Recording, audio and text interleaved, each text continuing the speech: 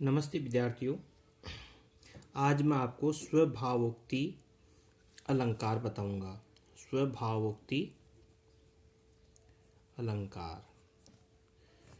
स्वभावोक्ति अलंकार जो है वो क्या होता है? देखो, स्वभावोक्ति अलंकार में स्वभाव उक्ति गुण संधि हुई है।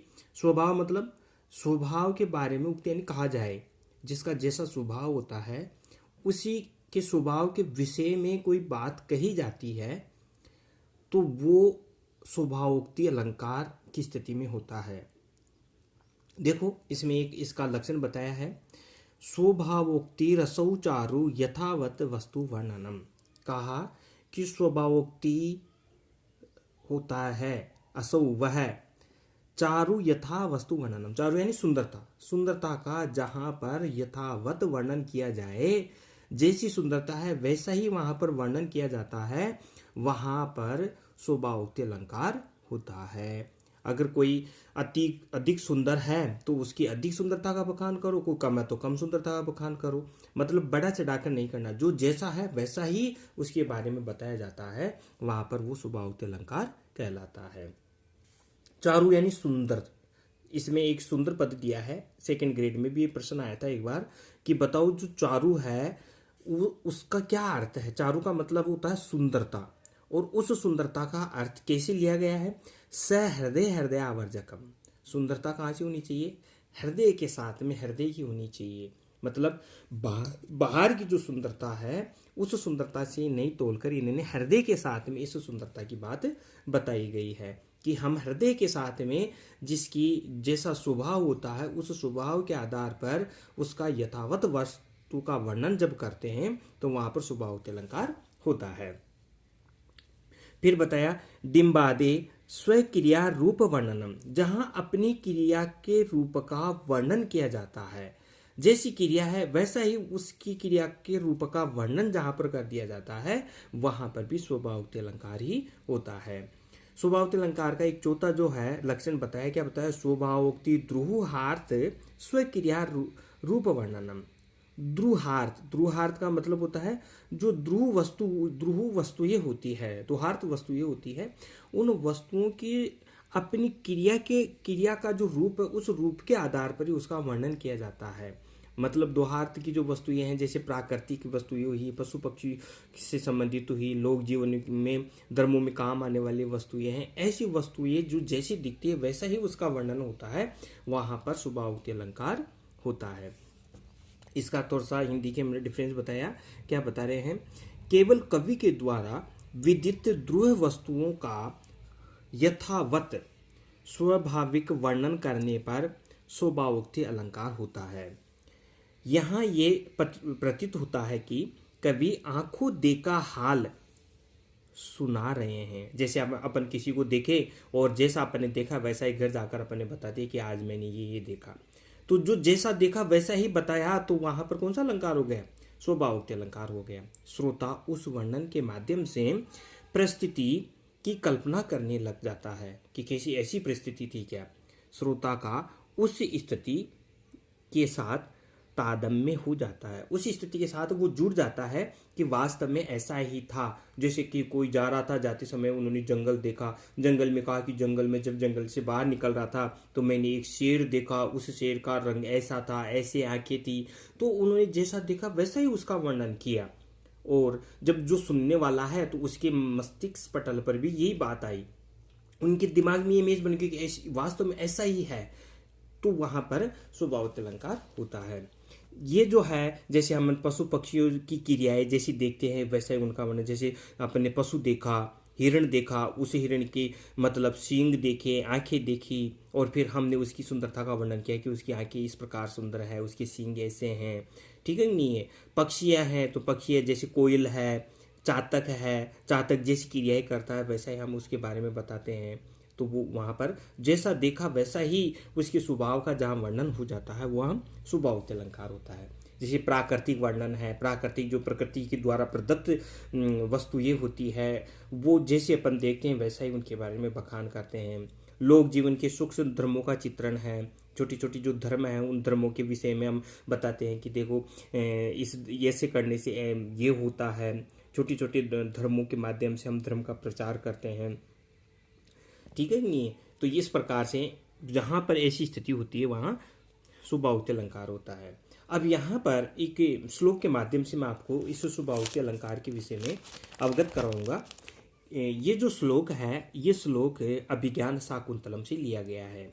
अभिज्ञान जो शाकुंतलम है वो एक नाटक है और महाकवि कालिदास जी के द्वारा उस नाटक की रचना की गई है। अभी एक सेकंड ग्रेड के अंतर्गत इसका प्रश्न बना था कि कवि कालिदास जी के द्वारा कितने नाटक लिखे गए हैं, 2 या 3। तो अधिकांश जो विद्यार्थी हैं वो 3 के ऊपर निशान लगा रहे हैं कि भाई 3 जो नाटक है वो कालिदास जी के हैं। हाँ, ये सही है, नाटक है, 3 नाटक है कालिदास जी के हैं, लेकिन इनमें एक विक्रमोवंशी नामक, जिसको अपन नाटक का नाम देते हैं, वो नाटक का ही एक दूसरा भेद होता है त्रोटक, जिसको त्रोटक के नाम से जानते हैं। तो वो त्रोटक जो है एक विक्रमोवंशी है, और जो 2 है विज्ञान शाकुंतलम और एक है मालविकाग्निमित्रम, ये 2 नाटक की श्रेणी के अंतर्गत आते हैं। तो कालिदास जी की जो नाटक है वो 2 ही है, 3 नहीं है। उसका एक त्रोटक है। त्रोटक क्यों है कि ऐसा नाटक हो जिसके अंतर्गत देवीय भूमिका निभाई गई हो, देवताओं की जो भूमिका है उस भूमिका का निर्वहन किया गया हो, तो वो नाटक का रूप नहीं होकर त्रोटक का रूप हो जाता है। तो विक्रमोवंशी में जो उर्वशी थी वो स्वर्ग लोक से आई थी, तो उसका जो रूप था वो देवीय रूप होने के कारण उसको हम नाटक नहीं कहकर त्रोटक के रूप में उसको जानते हैं। यहाँ पर ये कालिदास जी के द्वारा रचित अभिज्ञान शाकुंतलम नामक जो नाटक है, उस नाटक में से ये श्लोक लिया गया है। देखो इस श्लोक को मैं पहले बोल लेता हूँ। ग्रीवा भंगाभिरामं मोरु अनुपतति चंदने दत्त दृष्टि पश्चातेन प्रविष्टः सर्पतन भयाद भूयसा पूर्वकायम दर्भेर्दावलीडै श्रम विवर्त मुखम वृंशिभिकेणवतर्मा पश्योदाग्रलुप्त्वाद् वेति भूतरम स्तोकमुरिव्याम प्रयाति। इसमें एक बात बताएगी कि जो अभिज्ञान शाकुंतलम है वो उसमें राजा दुष्यंत होता है, और राजा जो दुष्यंत है वो राजा दुष्यंत जंगल में शिकार खेलने के लिए निकलता है। शिकार खेलने के लिए निकलता है तो वहां पर स्थिति क्या होती है कि जब आगे हिरण होता है और पीछे राजा का रथ अपने जो धनुष धनुष पर बाण लगाए हुए उस हिरण का जब पीछा करते हैं, तो उस हिरण का पीछा करते समय उस हिरण की मनोदशा के बारे में वर्णन किया गया कि जब राजा उसका पीछा कर रहा था तो वो उसका जो हिरण का स्वरूप था, उस हिरण का जो स्वभाव था, उस हिरण को कैसे किस रूप में देखा गया, ऐसा यथावत वस्तु का वहां पर इस श्लोक में वर्णन किया गया है। क्या किया गया है? पश्य मतलब देखो, अरे देखो, जब राजा दुष्यंत हिरण का पीछा कर रहे हैं शिकार करने के लिए, तो उस हिरण की स्थिति क्या हो रही थी? वो हिरण क्या कर रहा था? गिरवा भंगा भी राम मोरोनुपतति, उसकी जो गर्दन है उस गर्दन को वो बार बार पीछे की ओर मुड़ा कर देख रहा था कि वो कितने पीछा कर रहा है, कहाँ पास में तो नहीं आ गया है। और उसने क्या कर रखी थी? दत्त दृष्टि एक जगह बनाए रखी थी। ऐसा मनोरम रूप उनका देखा जा रहा था। सेंदन यानी मनोरम पूर्वक जो रूप था, ऐसी दृष्टि वाला जो हिरण था, उस हिरण का रूप हो रहा था। और क्या हुआ? पश्चादेन प्रविष्ट है, वो हिरण क्या कर रहा था? जो पीछे का आधा भाग है, पश्चान पीछे का अर्धेन आधा भाग है, उसको पहले आगे की ओर प्रविष्ट करने की चेष्टा करता है। किस कारण करता है? सरपतन भयाद यानी उस बाण के लगने के भय से हिरण पीछे के हिस्से को भी आगे की ओर प्रविष्ट करने की चेष्टा करता है। पूर्व कायम, जो अगला वाला हिस्सा है उससे भी पहले। बार बार ऐसी स्थितियां होती है। और क्या हुआ? और ये हुआ कि जब वो हिरण था, वो हिरण जब भाग रहा था तो भागने से उसमें थकावट आ जाती है। परिश्रम किया। परिश्रम करने से क्या हुआ कि उनका विवृत मुख खुल गया। मुख खुलने से दरबेर दावलीडई, उसके द्वारा चबाई गई जो घास थी, वो घास वृंशमी केणवतर्मा, वो नीचे गिरने लग जाती है। और मानो ऐसा प्रतीत होता है कि अग्र लुप्तवात वेति बहुत्रम स्तोक मुर्व्याम प्रयाति, कि उनका जो अग्रभाग है वो आगे का भाव ऐसा प्रतीत होता है कि वो आसमान में ज़्यादा चल रहे हैं, आकाश में ज़्यादा चल रहे हैं। और स्तोक मुर्व्याम प्रयाति, और जो मुर्व्याम यानी पृथ्वी है उस पृथ्वी पर स्तोक यानी कम प्रयाति यानी ठहरा, यानी पृथ्वी पर भूमि पर तो वो कम चल रहा है और आकाश में ज़्यादा गति से दौड़ने की कोशिश कर रहा है। जैसा उस हिरण का रूप देखा वैसा ही इस श्लोक के अंतर्गत वर्णन किया गया है। तो इस प्रकार से जहाँ जैसा है वैसा ही स्वभाव का वर्णन कर दिया जाता है। यथा वस्तु वर्णनम स्वभावोक्ति यशौचारु यथावस्थ वस्तु वर्णनम। स्वभावोक्ति अलंकार होता है जहाँ पर सुंदरता का यथावत रूप से वस्तु का वर्णन किया जाए, वह स्वभावोक्ति अलंकार होता है। इसके बाद में मैं आपको एक दूसरे श्लोक का और बताता हूँ। देखो, विज्ञान शाकुंतलम के अंतर्गत ही एक दूसरा श्लोक बताते हैं। कहते हैं, कौन सा श्लोक बताया? देखो, सुभग सलिलाव गाहे पाटल संसर्ग सुरभि वनवाता प्रछाये सुलभ निद्रा दिवसा परिणाम रमणीय। अभिज्ञान शाकुंतलम में बताया कि जो गर्मी ग्रीष्म काल का जो समय होता है उस समय में सुभग सलिल वागा है, यानी कि जो जल होता है उस जल में स्नान करना अच्छा लगता है। गर्मियों के दिनों में जल में स्नान करना बड़ा सुंदर अच्छा लगता है। और उस समय पाटल संसर्ग सुरभि वन जाता, जो पाटल यानी जो फूल है उन फूलों के संपर्क में आकर जो वन वाता है, वन की जो वायु है सुरभि यानी सुगंधित हो जाती है। और प्रछाय सुलभ निद्रा, और पेड़ की छाया में नींद भी अच्छी आती है। दिवसा परिणाम रमणीय, और जो दिवस का परिणाम होता है यानी संध्या काल का जो समय होता है उस संध्या काल के समय में जो समय होता है वो बड़ा रमणीय होता है। यानी संध्या का जो समय है गर्मियों के दिनों में वो बहुत ही सुंदर लगता है।